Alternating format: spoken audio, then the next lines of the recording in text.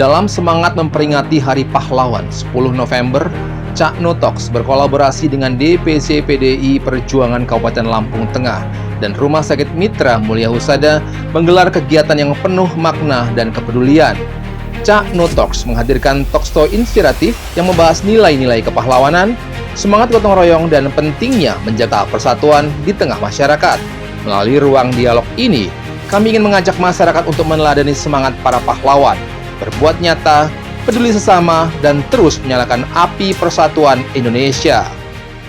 Pemirsa Davika TV yang budiman dan berbahagia, hari ini di Cak Notok dalam rangka memperingati Hari Pahlawan, bekerja sama DPC PDI Perjuangan Kabupaten Lampung Tengah bersama Davika TV mengundang daripada para pejuang bangsa, bapak-bapak dan ibu yang sangat luar biasa, yaitu dari Pepabri Kabupaten Lampung Tengah dan PRIP Persatuan Istri Purnawirawan ABRI. Pemirsa yang berbahagia, sama-sama kita ketahui bahwa ada sebuah idiom ajaran dengan bahasa jas merah, jangan sekali-sekali melupakan sejarah. Dan kebetulan beliau-beliau ini adalah para pelaku sejarah.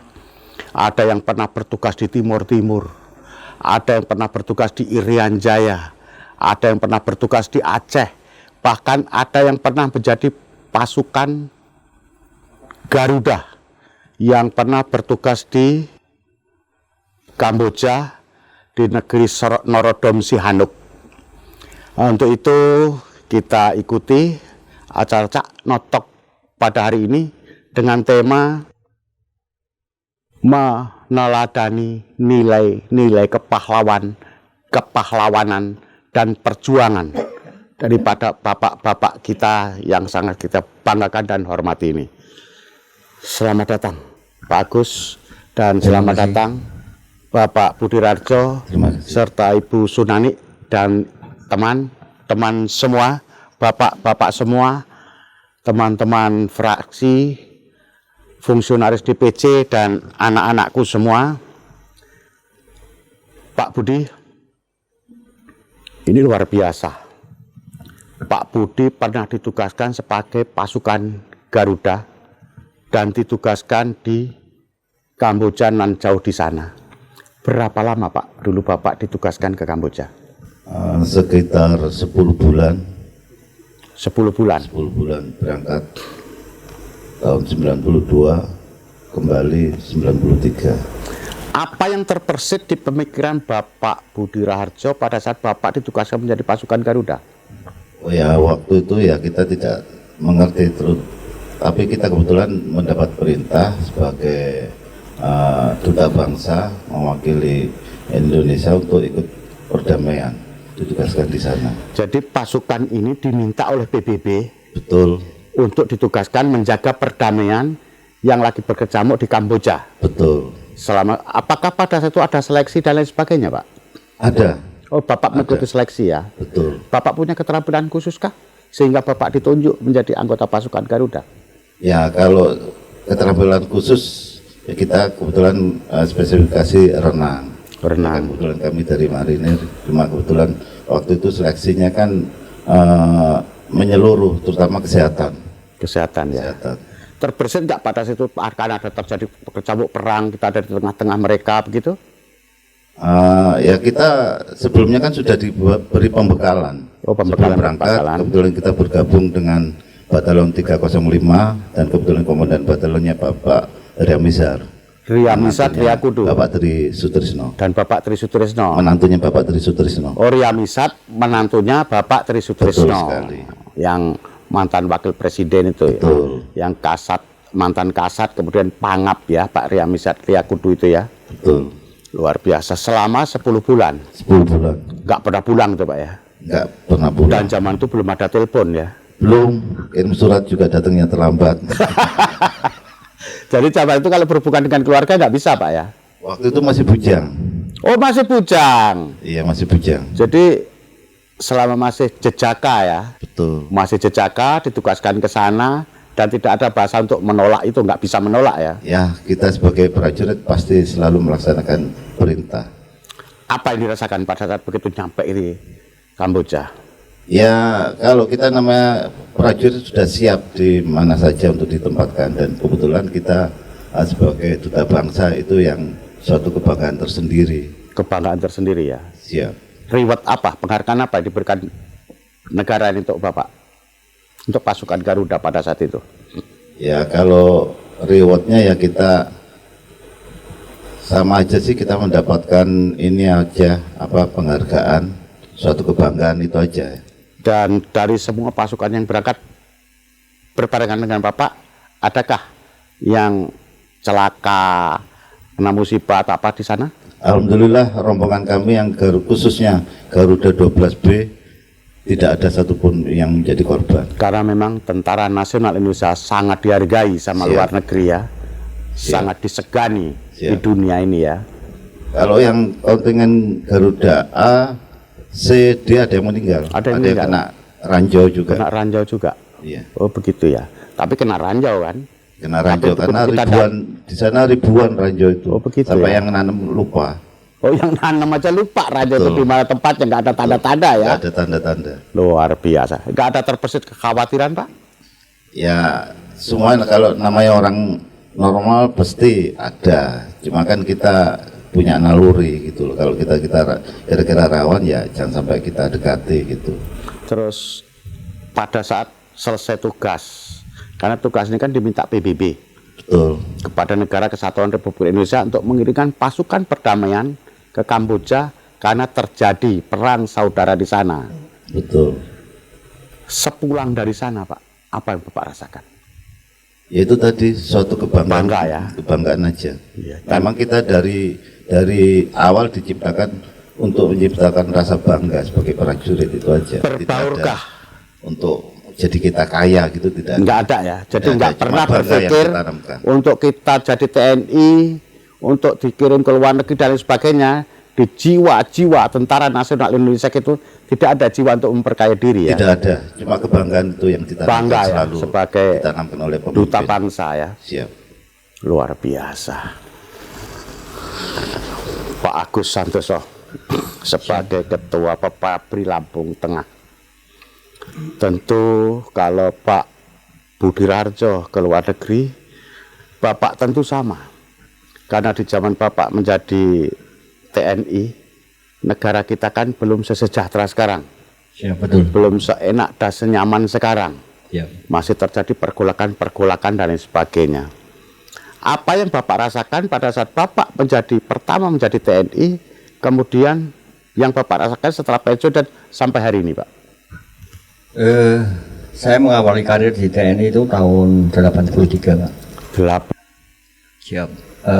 Waktu itu gaji saya pangkat prajurit 2 itu hanya 29.000. Gajinya 29.000. sang anak saya sekolah sekarang kan nggak cukup itu Pak. Ya betul Pak. Ya hanya rasa pengabdian kami yang ditanamkan ke kedua orang tua kami. Kebetulan orang tua kami seorang pejuang 45.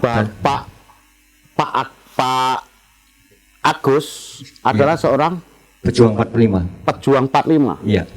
Berjuang untuk merebut kemerdekaan ini Kemerdekaan ya betul. dan mempertahankan. Iya. Sehingga jiwa sebagai seorang pejuang, sebagai abdi, Siap. Itu berarti kemungkinan sebagai seorang rasa prajurit, jiwa perjuang itu menetes ke darah saya. Sehingga apa yang ditanamkan kepada orang tua saya, pengabdian itulah merupakan kehormatan ya bagi seorang prajurit. Waktu itu orang tua juga berpesan jangan masuk tentara. Masuk tentara itu susah.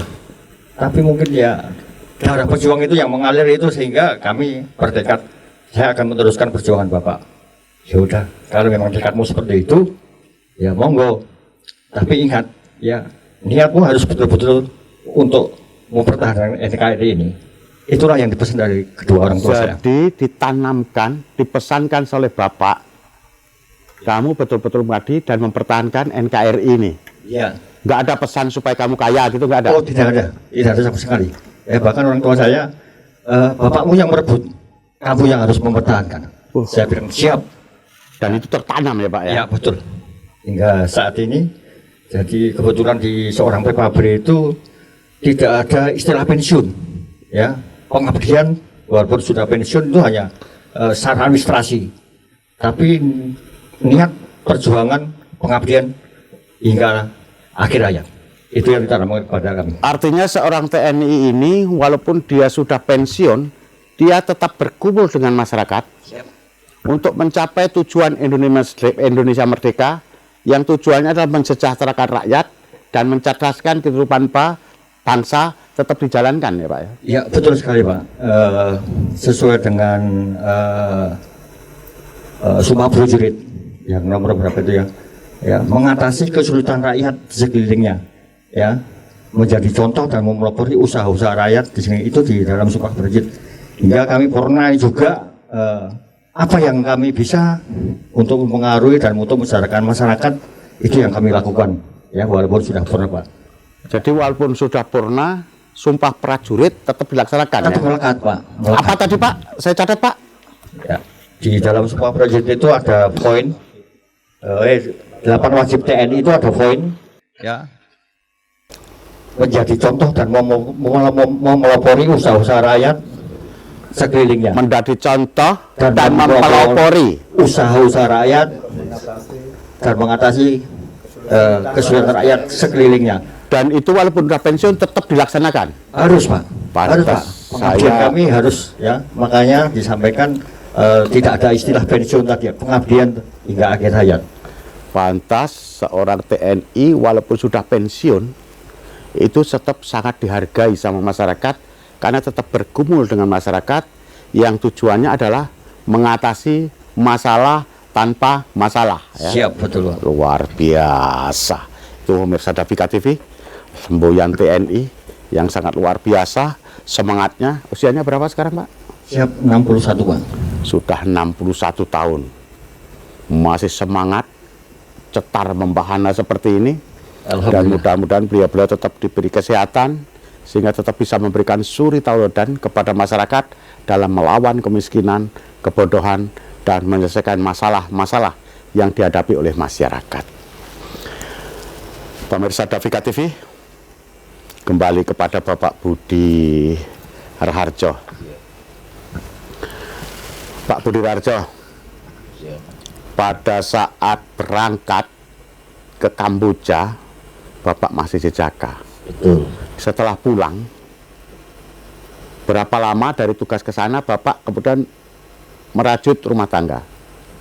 Saya kebetulan berangkat masih bujang, kembali juga masih bujang, terus dinas di Surabaya sekitar 8 tahun, terus saya pindah ke Lampung, baru dapat istri. Baru dapat istri di Lampung. Dan kebetulan sekarang jadi kepala sekolah SMA Negeri Terusanunye. Kepala sekolah apa Pak? SMA. SMA apa? SMA yang di Bandar Agung itu, Terusanunye. SMA negeri. Negeri. Ya. Bapak belum pensiun? Baru 3 tahun pensiun.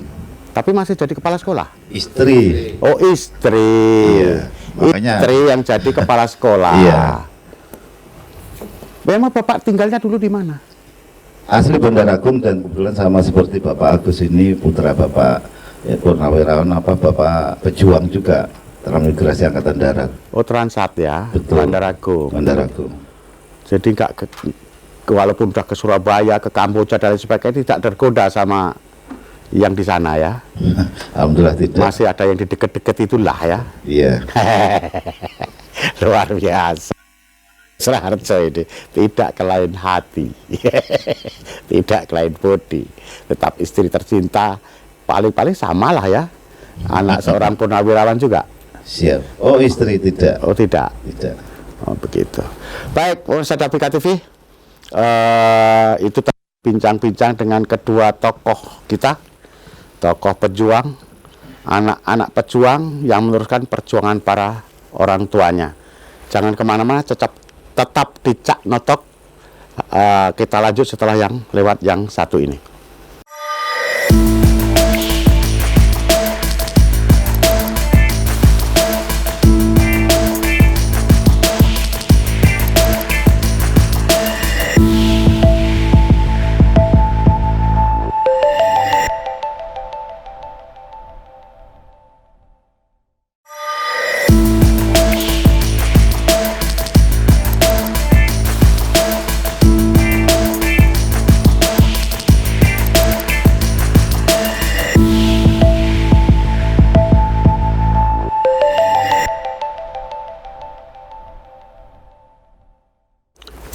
Pemirsa Davika TV yang budiman dan berbahagia, kembali Cak Notok di segmen kedua. Kita akan bertanya karena di sini adalah para pejuang-pejuang yang sudah melaksanakan tugas ke berbagai wilayah, dan ini kebetulan ada yang namanya Bapak Budi Santoso, Purnawirawan TNI Polri, yang juga pernah bertugas di Papua, wilayah negara kita yang paling wilayah timur. Baik, kita akan sapa dulu. Selamat datang Pak Budi di Davika TV. Pak Budi, Ya. di Hari Pahlawan ini spesial, DPC PDI Perjuangan Kabupaten Lampung Tengah bekerja sama dengan Davika TV dalam memperingati Hari Pahlawan ini, khusus mengundang Bapak Pri dan Legium Veteran Republik Indonesia untuk bincang-bincang, membagi pengalaman kepada anak-anak kita supaya mereka tidak melupakan sejarah. Sama-sama kita ketahui Indonesia ini kalau perang sejak zaman Majapahit belum pernah kalah. Bahkan negara sekelas Tiongkok, Kubailikan pun bisa diusir. Termasuk pada saat perang 10 November yang hari ini tahun 1945 pemenang perang dunia kedua,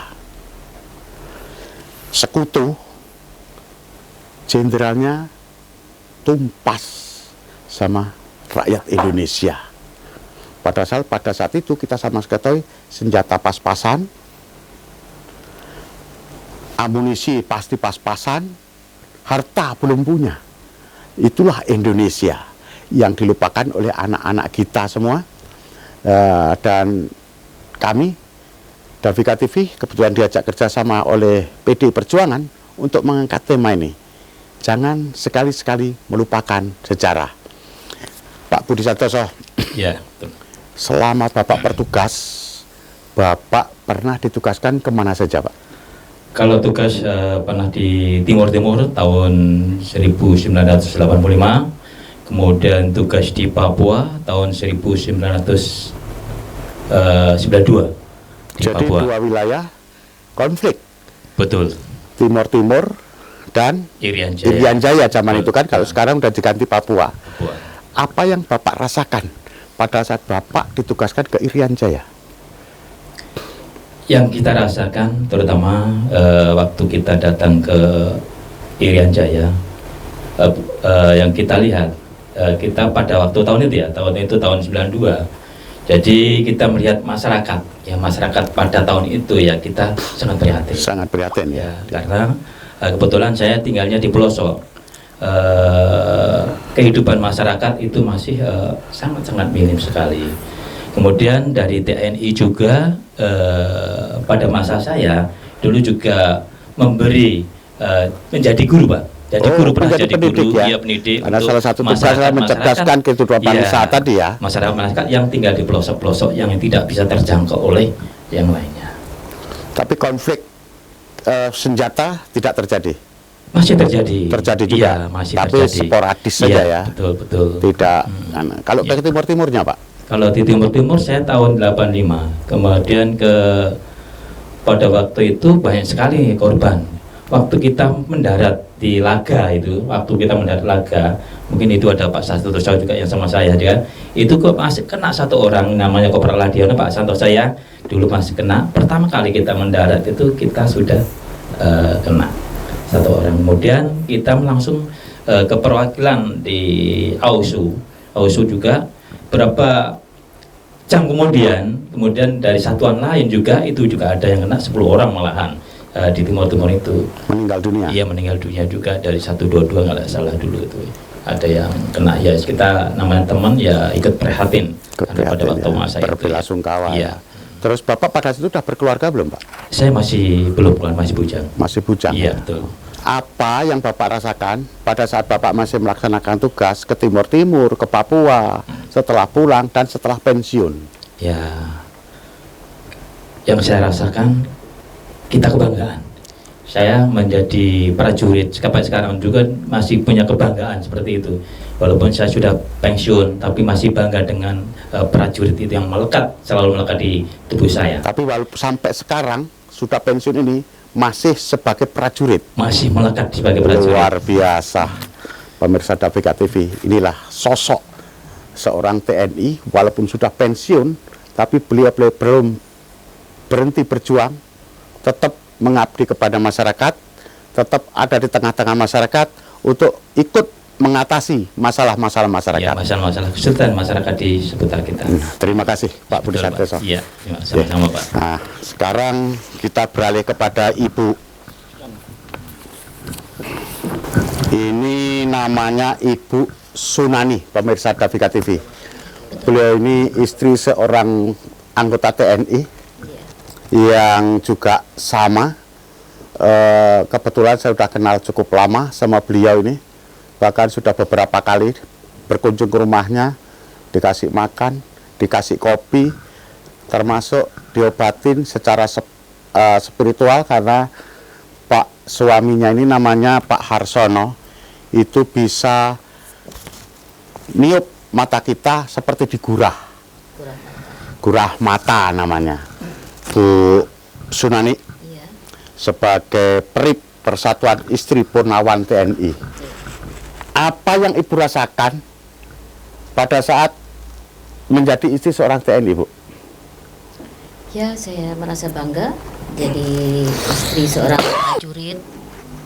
Jadi waktu itu Persit, sekarang jadi PERIP.